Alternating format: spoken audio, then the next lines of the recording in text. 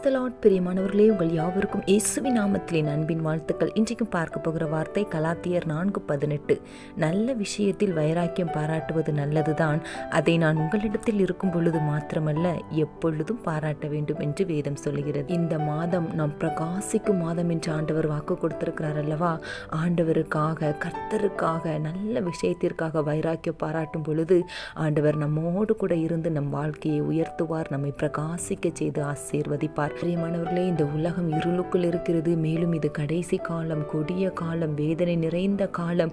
அசுத்தங்கள், சோதனைகள், உபத்திரவங்கள் ஒவ்வொரு நாளும் நமக்கு வந்து கொண்டேதான் இருக்கிறது. ஆனால் வேதத்தின் அடிப்படையில் இருளுக்கும் வெளிச்சத்திற்கும் சம்பந்தமில்லை, பரிசுத்தத்திற்கும் அசுத்தத்திற்கும் சம்பந்தமில்லை. ஒரு இடத்துல இருள் இருக்கும் பொழுது ஒரு வெளிச்சம் வந்தவுடன் அந்த இருள் அப்படியே விலகி போவது போல நம்முடைய வாழ்க்கையும் இருளின் மத்தியில் பரிசுத்தமில்லாமல், கர்த்தருக்கு பிரியமில்லாமல் வாழ்ந்து கொண்டிருந்தோமானால் ஆண்டவராகிய வெளிச்சம் நம்மீது இறங்க, கர்த்தர் நம்மேல் உதிக்க நாம் அர்ப்பணிக்கும் பொழுது நிச்சயம் ஆண்டவர் நமக்காக உதவி செய்து நம்முடைய வாழ்க்கையை பிரகாசிக்க செய்வார். வேத புத்தகத்தில் யோசேப்பு காட்டிய பரிசுத்த வைராக்கியம் அவனை சிறைச்சாலையில் இருந்து அரண்மனைக்கு, எகிப்தின் அதிபதியாக கர்த்தர் உயர்த்தி அவன் வாழ்க்கையை பிரகாசிக்க செய்தார். இன்றைக்கு நாமும் தேவையற்ற காரியங்களுக்காகவும் சுயத்திற்காகவும் எப்பொழுதும் வைராக்கியம் பாராட்டக்கூடாது. ஆண்டவர் நமக்கு கிருபையாய் கொடுத்த உறவுகளை ஒருபோதும் இழந்து போகக்கூடாது. இந்த உலகத்தில் இயேசு கிறிஸ்து வாழ்ந்த பொழுது பாவத்தை வெறுத்தார், ஆனால் பாவிகளையோ நேசித்தார் அல்லவா? நாமும் இயேசுவை போல் நம்முடைய குடும்பத்தில் உள்ளவர்கள், நம்முடைய நண்பர்கள், நம்முடைய அக்கம் பக்கத்தில் உள்ளவர்களுக்காக நாம் மன்றாடி அவர்களுடைய ரட்சிப்புக்காக, மனம் திரும்புதலுக்காக ஜெபிக்கும் பொழுது ஆண்டவர் நம்முடைய ஜெபத்தை கேட்டு அவர்களையும் தம்முடையவர்களாக மாற்றி அவர்களையும் மனம் திரும்ப வைத்து அவர்களையும் ரட்சித்து அவர்கள் வாழ்க்கையும் பிரகாசிக்க செய்ய இயேசு வல்லவர்.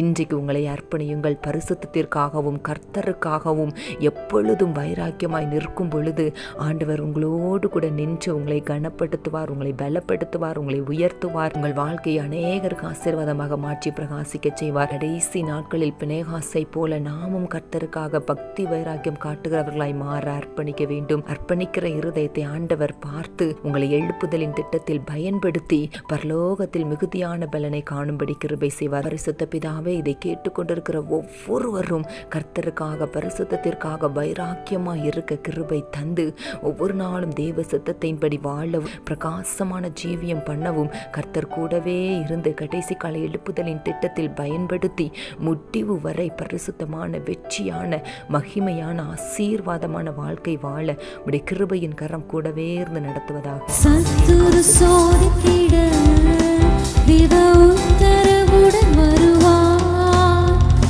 ஆனால் இயேசு கைவிடார், தானாய் வந்து ரட்சிப்பார். ஆனால் இயேசு கைவிடார், தானாய் வந்து ரட்சிப்பார்.